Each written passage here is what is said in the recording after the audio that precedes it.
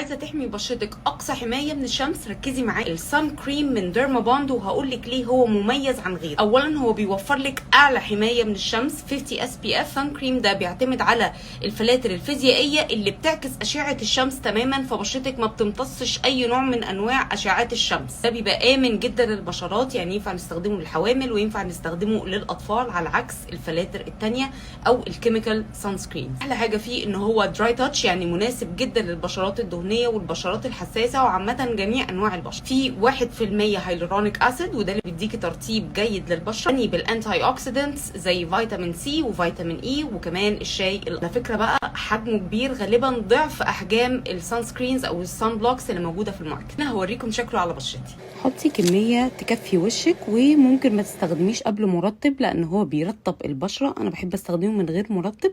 دمجه سهل جدا ومش بيبان خالص على البشره. شكله طبيعي